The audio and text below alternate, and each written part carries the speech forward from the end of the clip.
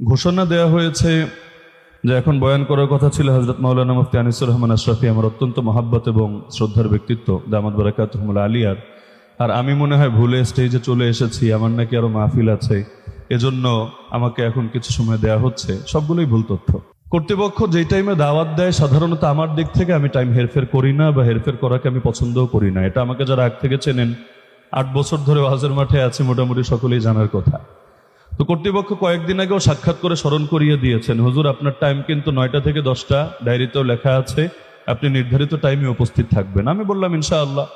রাস্তাঘাটে যদি বিশেষ কোনো জটিলতা না হয়, আল্লাহ যদি হায়াতে রাখে, নিরাপদে রাখে, আমি আমার টাইমে উপস্থিত হব ইনশাআল্লাহ।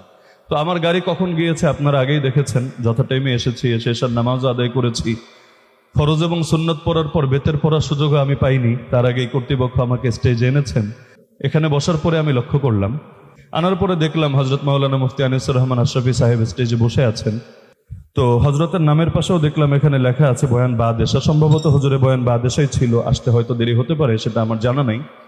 তো যাই হোক, কিন্তু এখন মনে হচ্ছে কর্তৃপক্ষ দায়টা আমার কাছে দিয়ে দিলেন যে হজরের টাইমে আমি আসলাম, আর আমার আরো মাহফিল আছে, তো খ্যাপ মারতে হবে, তো এজন্য তাড়াহুড়ো করে এখান থেকে বিদায় নিতে হবে।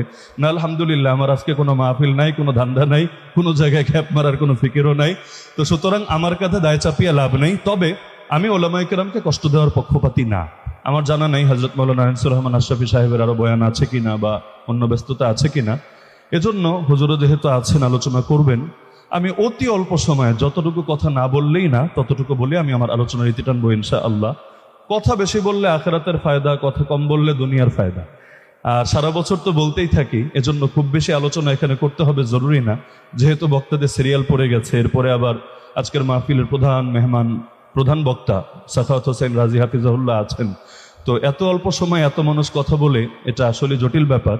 এজন্য আমি আর অন্যদের মূল্যবান সময় নষ্ট করব না, শুধুমাত্র যে আয়াতটা পাঠ করেছি এর আলোকে 2টা বার্তা আরজ করে আলোচনা ইতি টানবো ইনশাআল্লাহ।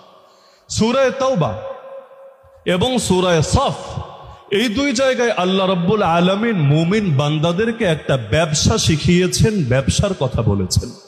এমন ব্যবসা, যেই ব্যবসার পরিকল্পনা দিয়েছেন আল্লাহ, আর করার পরামর্শ দিয়েছেন তার বান্দাদেরকে। সেই ব্যবসাটা নিয়েই মৌলিক আলোকপাত করে আজকের আলোচনার ইতি টানবো ইনশাআল্লাহ। তাহলে আজকের আলোচনার মূল বিষয় হলো ব্যবসা। তবে এই ব্যবসা আর দুনিয়ার অন্য ব্যবসায় পার্থক্য আছে। এই ব্যবসাটা হবে স্বয়ং আল্লাহ রাব্বুল আলামিনের সাথে। দুনিয়ার ব্যবসার মধ্যে ক্রেতাও মানুষ, বিক্রেতাও মানুষ, একজন বিক্রি করছে আর একজন কিনে নিচ্ছে। কিন্তু এই ব্যবসা হলো এমন ব্যবসা যেখানে বিক্রেতা হবে বান্দা, কিন্তু ক্রেতা হবে স্বয়ং আল্লাহ। আল্লাহ কিনে নেবেন, কিন্তু আল্লাহ বাকির কারবার করেন না। বাংলায় বলে না, বাকির নাম ফাঁকি। অনেক দোকানে লিখে রাখে এখানে বাকিটা কি চলবে না। আল্লাহ রাব্বুল আলামিন কোনো বাকির কারবার করে না। বান্দা যদি আল্লাহকে পণ্য বুঝিয়ে দেয় নগদে, আল্লাহ বান্দাকে মূল্য বুঝিয়ে দেবেন নগদে। তাহলে 4টা জিনিস, এক হলো ক্রেতা, এক হলো বিক্রেতা, এক হলো পণ্য, এক হলো মূল্য। ক্রেতা হবে বান্দা, বিক্রেতা হবেন কে? পণ্যের নাম হলো পণ্য। পণ্য মানে প্রোডাক্ট, যেটা বিক্রি করা হবে। বান্দা যেটা বিক্রি করবে আল্লাহর কাছে। আল্লাহ কি কিনবেন? আল্লাহর কিসের দরকার? আর আল্লাহর কোনো কিছুর দরকার নাই। এরপর আল্লাহ নিজে কেনার আগ্রহ দেখিয়েছেন জাস্ট 2টা জিনিস। একটার নাম হলো বান্দার জান বা প্রাণ, আর একটার নাম হলো বান্দার মাল বা সম্পদ। আমাকে বলেন, আমাদের জানের মালিক কি আমরা, নাকি মালিক কে? জানের মালিক আল্লাহ, কিন্তু আল্লাহ বলছেন বান্দা তোর জানটাকে আমি আবারও কিনবো। অথচ মালিক কিন্তু তিনি, তার কেনা লাগবে না। তিনি যদি এখন আদেশ জারি করেন, একজনও আমরা ঘরে ফিরতে পারবো না। আল্লাহ যতক্ষণ দিয়ে রেখেছেন ব্যাস ততক্ষণই। কত মানুষ এলো আর গেল, আমরাও কখন হারিয়ে যাব। আরে কখন ডাক আসবে এটা আল্লাহই ভালো জানেন। যখন আসবে এক মুহূর্ত পৃথিবীর সবাই মিলে পারবে না আমাকে ধরে রাখতে। তাহলে মালিক কিন্তু আল্লাহ, কিন্তু নিজের জিনিসটাই আবার নিজে কিনতে চাচ্ছেন। যেমন অনেক সময় সন্তানকে পরীক্ষা করার জন্য বাবা সন্তানের হাতে টাকা ধরিয়ে দেয়, 500 1000 দিয়ে বলে আব্বু আমাকে দাও টাকাটা। টাকা কিন্তু নিজেরই, সন্তানকে দিয়েছে, কিন্তু একটু টেস্ট করছে বাচ্চা কি টাকা চিনতে শুরু করেছে নাকি এখনো সাদা সিধাই আছে। আব্বু টাকাটা দাও না, দুই রকম বাচ্চা পাবেন। কিছু বাচ্চা ওই টাকা পয়সা বোঝে না, চকলেট বোঝে, চুইংগাম বোঝে, চিপস বোঝে, টাকা পয়সা বোঝে না, সঙ্গে সঙ্গে দিয়ে দেয়। কিছু বাচ্চা নিয়ে লুকায়, না না না, এটা আমার টাকা, তোমাকে দেওয়া যাবে না। এখন ওই টাকাটা না দিলে বাপে যে জোর করে নিতে পারবে না, বিষয়টা এমন না। নিলে যে এটা চান্দাবাজি হবে অথবা এর জন্য তাকে আদালতের কাঠগড়ায় দাঁড় করানো হবে, বিষয়টা এমনও না। তবুও এটা থেকে একটা যাচাই করার চেষ্টা করে। তাহলে আমাদের প্রাণের মূল মালিক কে? ওই আল্লাহ আবার কিনতে চাচ্ছেন আমাদের থেকে। একইভাবে আমাদের সম্পদের মালিক কে? সম্পদের মালিক কিন্তু আল্লাহ, আমরা কেউ নিজেরা না। সম্পদের মালিক আল্লাহ, কিন্তু আল্লাহ আবার সেটাই কিনতে চাচ্ছেন আমাদের থেকে। তো এখন ভালো কথা, জান বেচবো আল্লাহর কাছে, মাল বেচবো আল্লাহর কাছে। আল্লাহ তুমি কি মূল্য দিবা? কোন মূল্যের বিনিময়? আমার জান এর চাইতে দামি কি আছে? আমার মাল, আমার জানের পরেই তো দ্বিতীয় স্থানে এটা আছে। তোমার কাছে বিক্রি করব, ঠিক আছে, কিন্তু বিনিময়ে কি দিবা? আরে আল্লাহ যদি কোনো কিছু নাও দিতেন, তবুও তো বান্দা বাধ্য ছিল আল্লাহর সঙ্গে লেনদেন করতে। আল্লাহর সঙ্গে লেনদেন করতে বান্দা বাধ্য। কারণ গোলামের আবার কিসের চাওয়া, কিসের পাওয়া?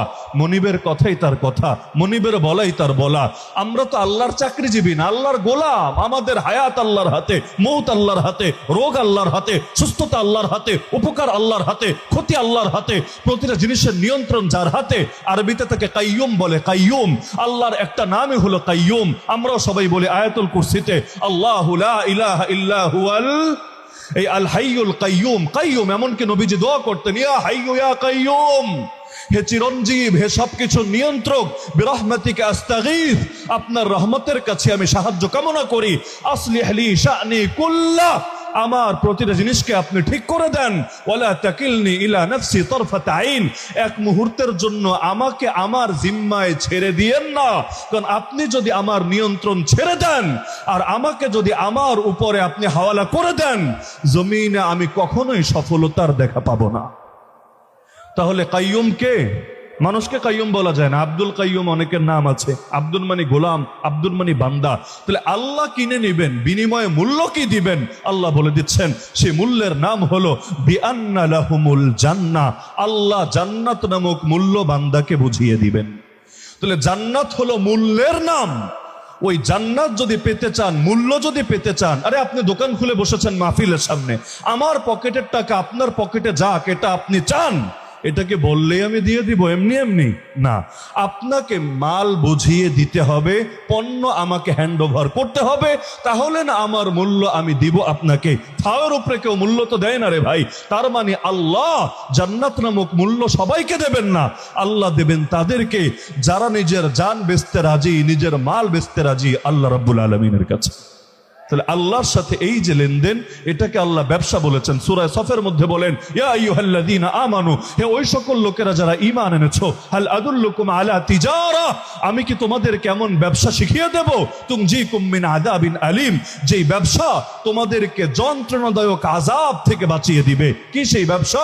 তুমিনুনা বিল্লাহি ওয়া রাসূলি, ঈমান আনবা আল্লাহ এবং তার রাসূলের উপর, ওয়া তুজাহিদুনা ফি সাবিলিল্লাহ বিআমওয়ালিকুম ওয়া আনফুসিকুম, এবং জিহাদ করবা আল্লাহর পথে। আল্লাহর পথে, আল্লাহর পথে, যে কোনো পথে না, আল্লাহর পথে জিহাদ করবে নিজেদের জান দিয়ে এবং মাল দিয়ে। যালিকুম খায়রুল লাকুম, এটাই তোমাদের জন্য কল্যাণকর। ইন কুনতুম তা'লামুন, যদি আসলেই বুঝতে পারো। তাহলে আমরা যারা আছি, প্রথমে নিয়ে একটা করি, আমরা আল্লাহর সঙ্গে ব্যবসা করবই করবো ইনশাআল্লাহ।